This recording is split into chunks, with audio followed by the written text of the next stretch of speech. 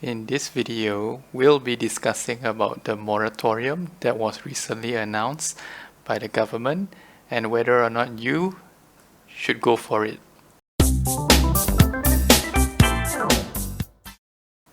Hey guys, Will here. Welcome back to the channel. Hope you guys are doing fine indoors and staying healthy. Let's talk about moratorium. Moratorium is basically a legal authorization for debtors, which are people who owes money to bank, to postpone a certain payment, usually talking about loan. So moratorium usually happens when there is a financial crisis going on, such as this economic uncertainty that we are facing right now, whereby people are losing jobs and businesses are going down. So this is the initiative that was introduced by our Prime Minister about 2 weeks back. So we'll be discussing what and how this can affect you financially. So I will be breaking down this topic into 3 parts, which is basically based on the loan type. The first part would be about the car loan, which is what we call as hired purchase. Second one would be personal loan, and last one will be about the housing loan. Before I begin, I would like to send a disclaimer that the incentive that was proposed by the government starts this April and goes on until September. So you have a 6 months moratorium whereby you can defer your payment, but not all deferment works the same way. So that is why we'll be discussing in this video. So let's start with item number 1, which is your car payment. So for car payment, it's very straightforward. If you are having a fixed rate car payment, usually there will be no additional interest that will be accrued over the entire length of the loan. And this moratorium is actually automatically opt-in, whereby if you do not want to defer the payment, you must let your bank know to continue your payment, and there are no risks associated with this deferment. So technically, if you defer the payment for your hired purchase or your car loan, you are technically getting an actual break from your payment. So for the next 6 months, you are not required to pay a single cent towards your car loan, but you will be extending your car loan for the 6 months period down the line.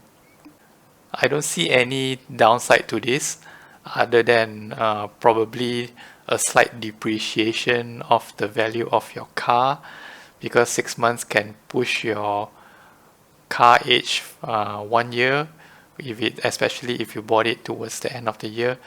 So other than that, there is no downside to this, and I think if you would like to defer the car payment, you should go for it without any hesitation.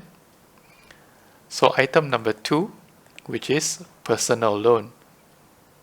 So personal loan works the same way as hired purchase as your car loan, whereby you will not be penalized for any amounting interest.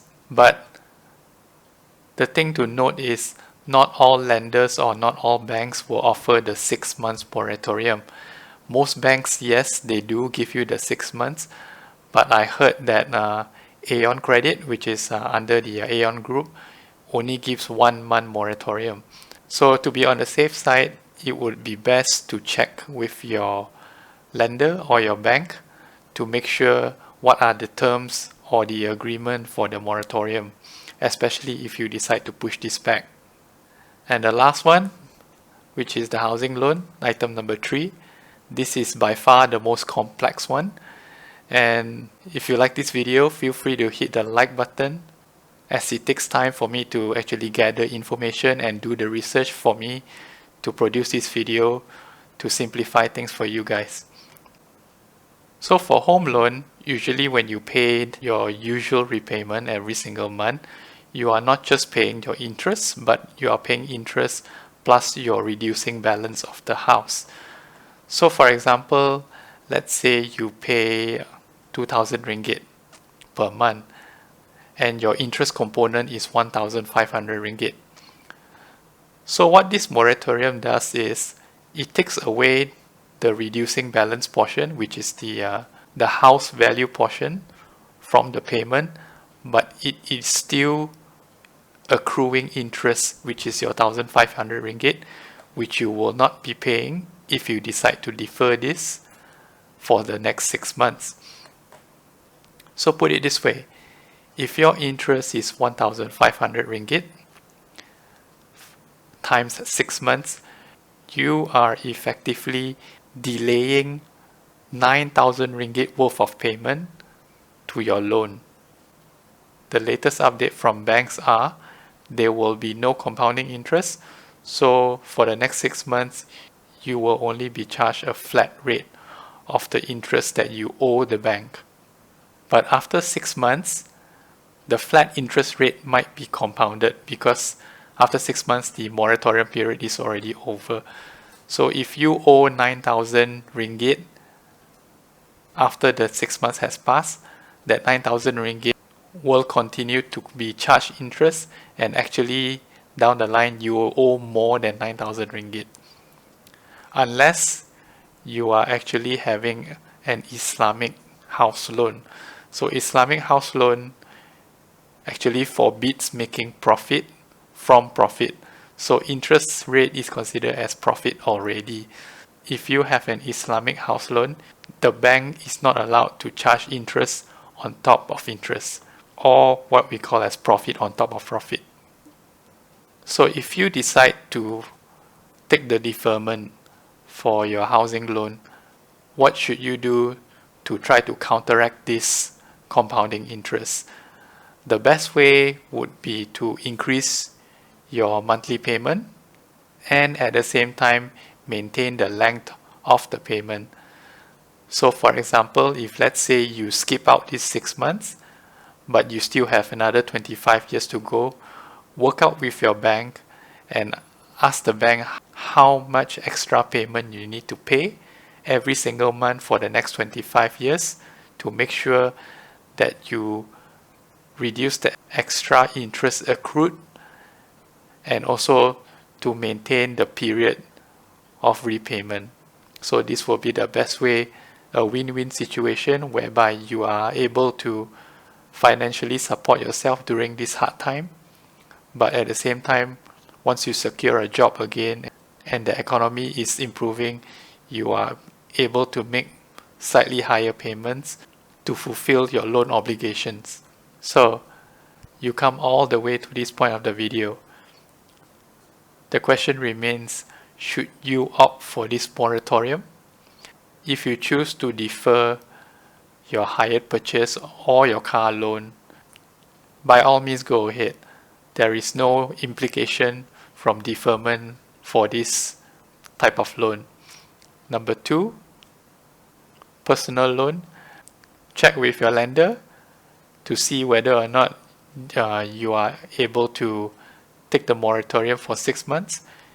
Most banks, I assume, they would have this moratorium in place. If yes, go for it.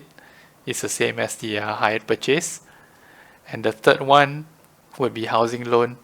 If you could, if you still have a job and you still have financial stability, it is best to just maintain the payment. That would be my advice to you guys who are paying down the house loans. But other than that, if let's say you do not have job security anymore, or you're having cash flow problems, then by all means, no choice. You should take the house loan moratorium, but at the same time work out with your bank to add up a little bit more payment to maintain the length of your entire loan. So that is my advice to you guys about the moratorium. This topic is rather confusing as it is very generalized when it was announced, and now that we have some clarification, this is the best possible scenario that I can offer you guys, but it may change down the line. I do not know what kind of other stimulus program that the government might throw out over the next few weeks or few months. Hopefully my advice helps you in some way and some form. So if you like this video, feel free to hit the like button, as it takes time to do research for this topic, and share with anyone who has question about this moratorium to make sure that they are clear about it, that they can take advantage of this as well, especially for those relatives or any friends who are having financial difficulty this time. Feel free to hit the subscribe and ring the notification bell as well. And take care guys, and I'll see you in the next one.